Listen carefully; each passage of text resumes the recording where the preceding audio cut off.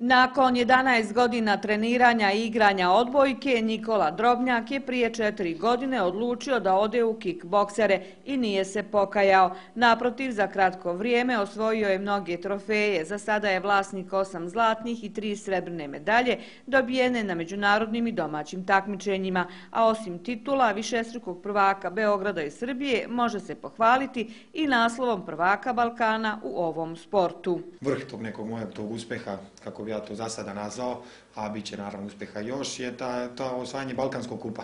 Veoma veliko prvenstvo gdje je bilo čak preko 500 takmičara je bilo na prvenstvu iz 14 zemalja. To su zemlje Turska, Kipar, Hrvatska, sve ove naše zemlje ovdje, bivše Jugoslavije. Koliko dugo treniraš kickboks? Pa kickboks već 3,5 godine treniram. Prije toga sam trenirao 11 godina odbojku. To me dosta ljudi pita, otkud ti sad odjednom u tom kickboksu, tom sportu koji je sušta suprotnost od te odbojke, ali eto, interesantan je sport ne samo za ljude koji žele da se bave profesionalno njime i da se takmiče, već je interesantan i za ljude koji žele rekreativno se baviti time. Za razliku od klasičnog boksa, ovdje dozvoljeni udarci. Dozvoljeni udarci nogom. Tu postoje sad 3 vrste disciplina, to vrlo često ljudi mešaju. Postoje 3 vrste disciplina, to su low kick, full contact i K1.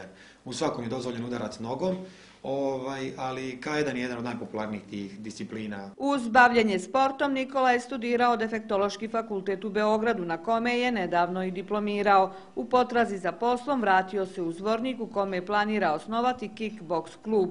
Do tada formu održava odlascima u teretanu, trčanjem pored Drine i treninzima sa ovdašnjim bokserima, a često odlazi i u Tuzlu jer je dobio poziv da ubuduće nastupa za reprezentaciju Bosne i Hercegovine.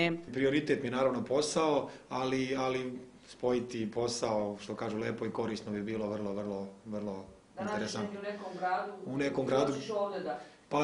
Pa mi najviše volimo da uspijemo, bar ja najviše volio da uspijemo u svom gradu, da se ostvarim i kao čovjek i danas sutra kao sportista.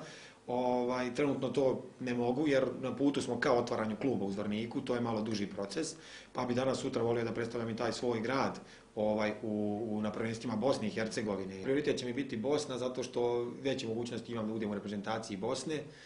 Dobri su mi uslovi zajedno trenirajući sa selektorom, ali nastavit ću u Srbiju. Kako je takmičenje? Pa prvo takmičenje za koje se ja sad spremam je prvenstvo Bosne i Hercegovine u full kontaktu. Da li je sad sredina februara ili početak marta, taj termin treba još da se utvrdi. S obzirom da je posljednjih godina bio van Zvornika, a i da nije od onih koji se na sav glas hvale svojim uspjesima, Nikola Drobnjak će široj javnosti postati poznat nakon ovog priloga, jer on to svojim ne samo sportskim rezultatima zaslužuje, uz očekivanja da u novoj sredini reprezentaciji bude još bolji.